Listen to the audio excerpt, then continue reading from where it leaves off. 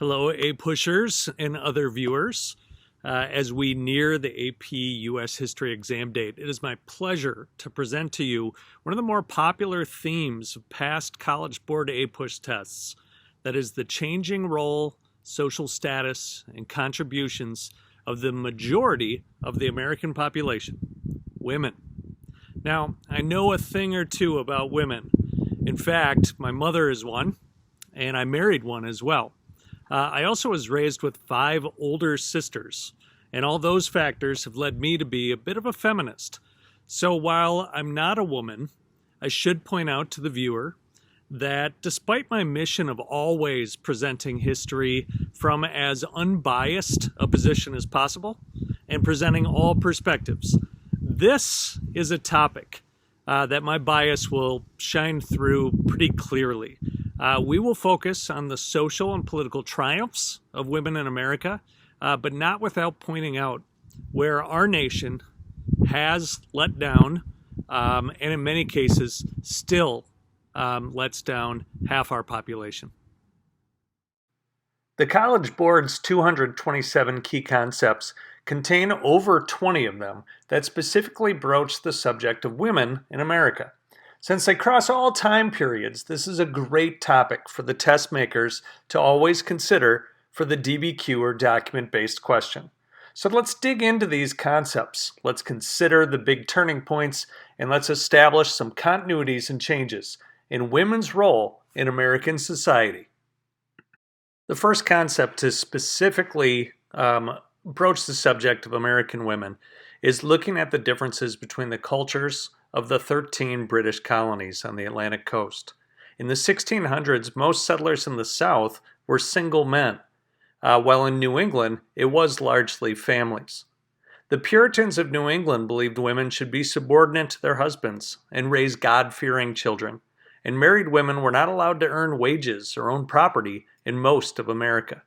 Starting in 1619, tobacco brides were brought into Virginia, young English women where men could select them as wives by paying for their passage to America with 150 pounds of tobacco. While in the middle colonies, German and Dutch women would work the fields with their husband, different than New England or the South, and they could own property, even if they were married. As the colonial period came to a close, the independence movement was started. And among the people and groups at the core of this movement during the Revolutionary War were women. American women played an integral role in the Stamp Act and in the Townshend tax boycotts. Pride grew by patriots who wore homespun cloth that wasn't imported from Britain's industrial machinery, but was made by women here in America by hand. Women contributed to the war effort through fundraising and running the businesses and farms in the absence of their fighting husbands. And some women even famously fought in the Revolution. Deborah Sampson, Mary Hayes, and Margaret Corbin were all famous for fighting in the war. Deborah Sampson went so far as to disguise herself as a man and actually saw action on the front lines of the Revolutionary War. As an independent United States of America took shape, Abigail Adams firmly established herself as the first feminist, with statements like this one to her husband John Adams in June and July of 1776.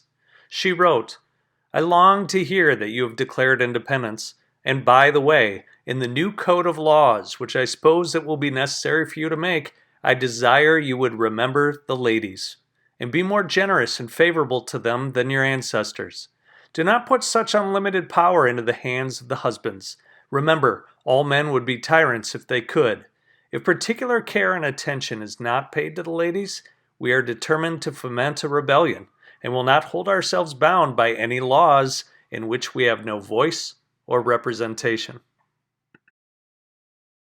Well, despite the pleas of Abigail Adams, women were not given an expansion of rights or a change significant in their role. Approximately 60% of white men received the right to vote in America after the Revolution. In 6 states even allowed free African Americans to vote as long as they owned property. But only one, New Jersey, allowed unmarried women property owners the right to vote. And even that right was stripped by New Jersey by 1820. This counters the American principle that government derives its legitimacy from the consent of the governed. How could women give their consent if they can't even vote? While voting rights were not achieved for women, the founding fathers of the country entrusted them with Republican motherhood. This concept assumes that a successful republic that depends on the virtue and moral compass of its citizens to choose good people to lead and to make good laws and to sacrifice for the betterment of society, the children must be raised with values that are conducive to a healthy republic, and women would now have this essential role in every family. Ever since the First Great Awakening, Methodist and Baptist preachers had been arguing that women are not morally inferior to men, as is told in the story of Adam and Eve, but instead that they possess a modesty and purity, giving them a unique ability to teach Christian values, Republican values, to children. All this will create arguments favorably that young girls should be educated so that they are better suited for raising virtuous families in the future, and these educational opportunities began to expand. But the cult of domesticity developed, where an ideal woman, even if educated, stayed home and taught her children how to be proper citizens. And that was the end of her role. Well, things didn't change much for the next 50 years. Primogeniture laws were the norm. Women forfeited their property to their husbands upon marriage. Wages of young girls in places like the Lowell, Massachusetts mills went to their families. But a movement for equal rights, workers' rights, and women's suffrage will begin once women become valued members of their church communities in the Second Great Awakening. Let's take a look. During the Second Great Awakening, the conversion of women became a priority for new churches and gave them peer support, communal identity, and a place for meaningful activity outside the home, expanding that cult of domesticity. The effect was that women soon started to take on public roles, first in public prayer, yes, but soon those prayer groups became known as reform societies. This would birth the women's movement, the temperance movement, and a rise in calls for emancipation for slaves by women.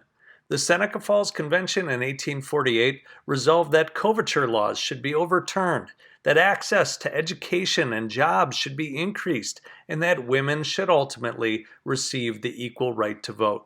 In fact, this movement, while not gaining the right to vote, did get property laws changed, as married women's property acts were passed at the state level in many states throughout the mid-1800s. Elizabeth Cady Stanton and her husband became Second Great Awakening crusaders for social justice. Stanton not only fought for women's suffrage or the right to vote for nearly 70 years, but also for women's parental and custody rights, for women's property rights, for employment and income rights, for birth control rights, and for temperance. At Seneca Falls, she made the following statement: "The history of mankind is a history of repeated injury and usurpation on the part of a man toward woman, having in direct object the establishment of an absolute tyranny over her." This was something that Elizabeth Cady Stanton set out to change. The women's movement and the abolition movement always had a significant overlap. The Grimke sisters from South Carolina traveled through the North lecturing about the cruelty of slavery that they had witnessed on their own family's plantation. Harriet Beecher Stowe made a huge impact on abolition with the popular book Uncle Tom's Cabin. And Harriet Tubman, a runaway slave herself, went on rescue missions into the South, successfully freeing hundreds of slaves along the Underground Railroad. The beginnings of the Second Great Awakening overlap with the developing market revolution. The development of the market economy meant changing roles for families and for women. The rapid growth of textile manufacturing in East Coast cities, overlapping with rapid development of agricultural technology, which meant that families didn't need every member to work at home, opened up an opportunity for thousands of young unmarried women to move from rural areas to mill towns, where they could aid their families financially, save money for future marriage, and widen their horizons. The Lowell girls are one good example of this group. By 1850, however, these young women were overwhelmingly replaced in the factories with immigrants, mostly Irish.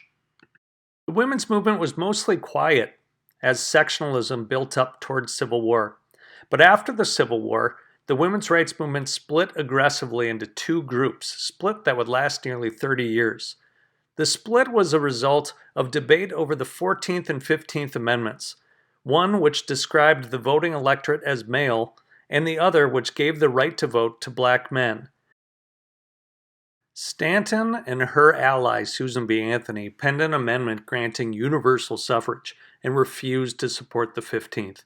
They pushed for legalized divorce for women, and they fought a war of words with Frederick Douglass over black men getting the right to vote before white women. Lucy Stone led the split in a more conservative direction, supporting the right for black men to vote and promoting local support for women's suffrage in individual states, not at the federal level, for which she had significant success when Wyoming became the first state to give women the right to vote in 1869. Well, during the post-Civil War Gilded Age, the idea was to create a maternal commonwealth. Upper middle class women of the late 19th century were not content with the cult of domesticity that had been the norm in the early 1800s. Many of them had become college educated and yearned to put that knowledge and those skills to work for the public good. So as you've recently reviewed the growth of urbanization, immigration, and the widening of the division of wealth during the Gilded Age, these women, at this time, intended to make a difference.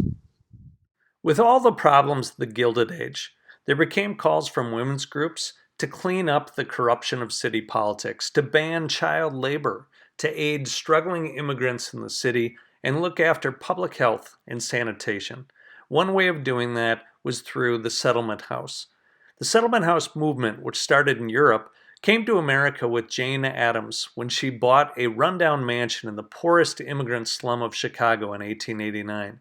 She renovated Hull House to provide health care, child care, English language classes, legal services, cooking classes, a gymnasium, and an employment bureau, all for the immigrants of Chicago. By 1910, 400 settlement houses had been established in American slums and cities, almost all of them run by upper middle class women. Jane Addams was the leading early role model for these upper middle class white women to input their influence into American society.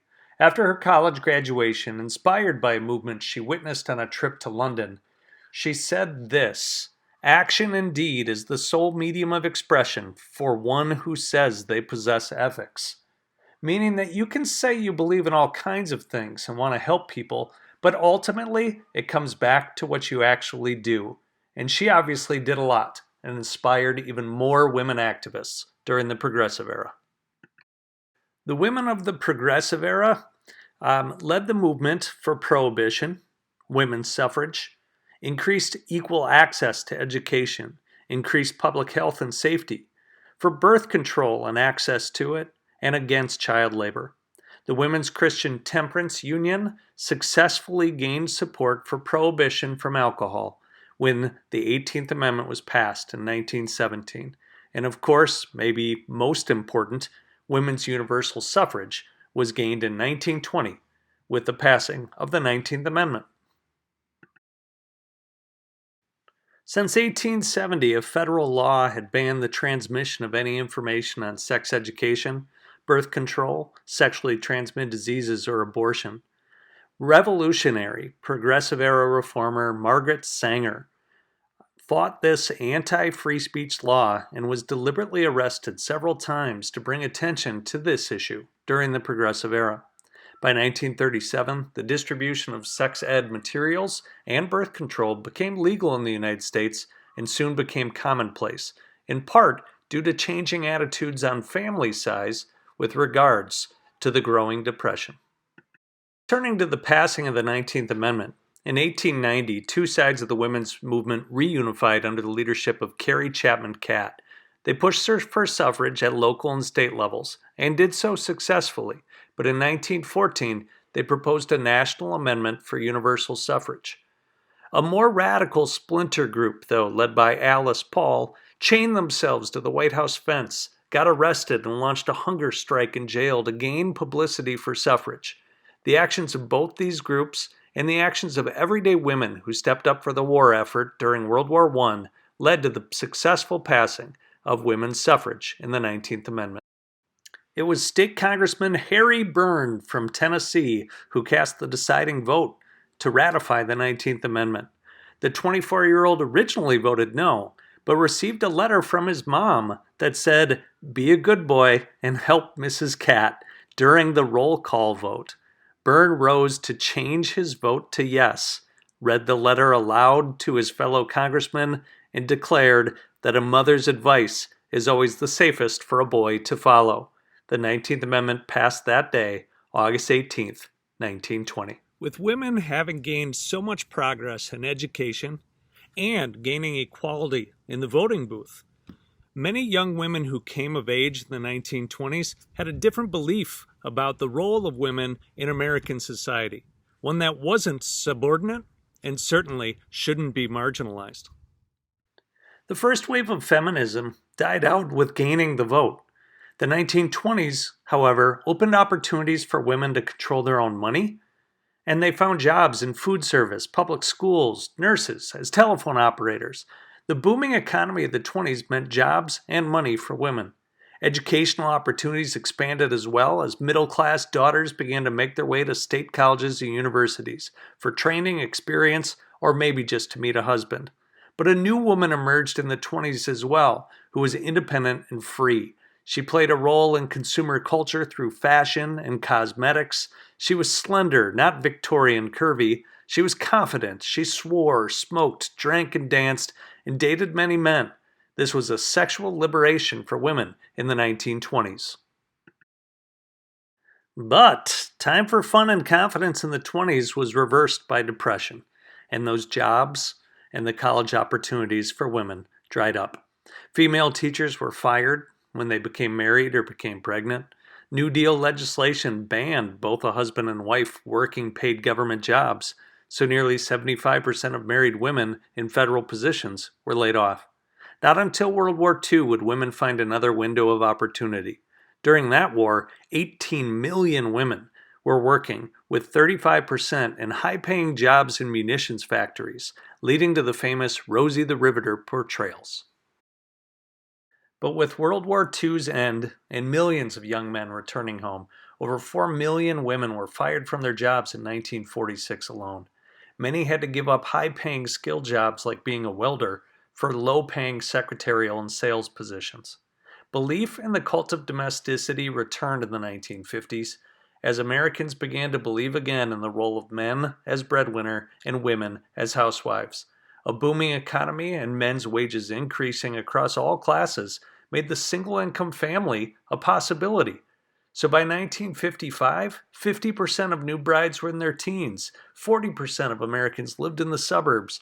The average family had 2 cars, 2 TV sets, and nearly 4 children as part of America's baby boom. And 95% of Americans were attending church on a weekly basis.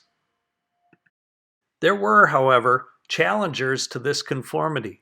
By the end of the 1950s, beginning of the 1960s, a second wave of feminism had begun as a backlash to the cult of domesticity. Equal pay legislation was passed during the Kennedy administration at a time where women earned 60% for the same job with the same experience compared to their male counterparts. For the record, it only increased to 79% by 2016. Betty Friedan wrote The Feminine Mystique, protesting women's limited choices of the 50s and criticizing that women were not to be interested in politics. She spoke out, and she wanted women to work and have a family. And by 1964, the facts stand. More women than men were participating in elections. And in fact, more women than men have voted in every presidential election since. Friedan's Feminine Mystique was extraordinarily influential, and she began to become respected and recognized as an American intellectual. She's credited with starting the feminist movement of the 1960s and founded the National Organization for Women. She also pushed for the ERA amendment, giving equal rights to women in the 1970s. She said men are not the enemy, but the fellow victims. The real enemy is women's denigration of themselves. And she pushed for women to seek new opportunities in their lives. And women did explore other opportunities outside the home. For example, Rachel Carson, author of Silent Spring, which began the modern environmentalism movement. Now, coming out of World War II, the United States was becoming an international force for democracy, an advocate for free markets, and someone who was pushing and pursuing equality in foreign nations. But there were groups of marginalized people at home in the U.S. who began to push the social fabric of America to consider whether or not we truly practiced equality here at home. A civil rights movement would begin for African American rights, for homosexual rights, for Native American rights, and for increased equalities for women. Similar to the Second Great Awakening, pushes for racial equality and gender equality during the civil rights movement of the 50s and 60s occurred simultaneously. The Civil Rights Act of 1964 included language not only banning racial discrimination, but discrimination by sex as well. In 1968, President Johnson's Equal Employment Opportunity Commission banned discrimination in hiring. And in 1972, the Equal Employment Opportunity Act enabled lawsuits based on job discrimination and included Title IX, which required gender equity in every school, education, and co-curricular problem at institutions receiving federal funding, which is going to increase opportunities in women's sports. Also in 1972, a bill passed Congress creating federally funded preschool and after-school care programs across the country's public schools, which would allow women to work. President Nixon, however, vetoed the bill. In a triumph for women in 1973, the Supreme Court overruled state laws that banned abortion in Roe v. Wade, giving women reproductive rights and decision-making powers in the first 3 months of their pregnancy. And from 1972 to 1977, after two-thirds of the House of Representatives approved the Equal Rights Amendment, banning state and federal law from having different standards for men and women, the controversial proposal did not pass, gaining only 35 of the required 38 states. The ERA's momentum was derailed by a rise in conservative dissenters in America. This rise in conservatism was led by Illinois Republican Phyllis Schlafly and Minister Jerry Falwell. The female Stop ERA organization campaigned publicly and relentlessly for women and state legislatures to give up their support for ERA. She argued that the law would help young career women, but that's it. It would doom the middle-aged housewife. While Republican President Nixon had approved of the ERA in 1972, by 1980, the neoconservative movement, the Reagan Republicans, would change their party platform to oppose the Equal Rights Amendment and to instead favor traditional family values and a return to the culture of the 1950s. Schlafly demanded protection of traditional female roles from equal rights. She feared that equal rights for women would force women's colleges to accept men, that women would now be draft eligible for the military, that housewives who seek divorce would be damaged, as they usually did win custody of the children, but perhaps now that wouldn't be the mainstay. She even thought this could lead to elimination of separate but equal public restrooms. She declared, "The ERA is a sham. I'm for mom and apple pie." And the ERA never did pass. Schlafly, with a majority of white men in the country and a whole generation of older Americans, pushed for a return for what America was like before the Civil Rights Movement and before the crisis of Vietnam. So she and others meant to stifle social progress for women in the 80s and the early 90s. And as a result, many issues within the role of gender in America were left unresolved. The last of the College Board key concepts for AP US History concerns intensified debate over gender roles and family structure from 1980 to present. There are several unresolved issues within gender roles. The wage gap is just one. Despite the Equal Pay Act, Republicans since 1980 have created obstacles in the ability of women to file lawsuits over wage discrimination. Women can only file lawsuits within their first 180 days of employment, meaning that gives you 6 months to find out if you are being discriminated against based on your salary. Violence against women and sexual assault numbers have also grown in recent decades, though some believe this is just an effect of women finally feeling comfortable reporting incidents. But in women's prisons and in the military, rates of sexual assault are unusually high. Other unresolved issues include in politics, where despite the fact that more females than males vote in every national election since 1964, women still only make up 20% of the U.S. Senate and 18% of the House. This underrepresentation in leadership goes beyond government. While women make up 57% of college students in America, they are only 26% of the presidents of those universities. And of the top 500 companies in America, only 15% have female CEOs, and only 17% of the seats on executive boards are filled by women.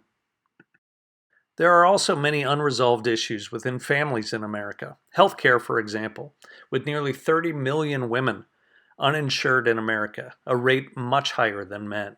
With maternal mortality rates in the U.S. ranked 50th of all industrialized countries, and 22 states have tested that Roe v. Wade decision and made it far more difficult for women to access reproductive health care and abortion. Child care in America is either unaffordable for the average family or it's incompetent. In 31 states, it's cheaper to attend a year at the state college than it is to afford a year of average daycare. And the United States is now the only industrialized country in the world that does not mandate paid parental leave of its employers. Some companies do provide paid maternal leave, but only 11% of total working women in America are eligible. And with that, we conclude our survey of the key concepts in the history of American women. I hope you learned a little bit today, and I hope you received some food for thought as well. See you soon for an additional review of the key concepts of African American history. I'm Mr. Gassman. Thank you for watching.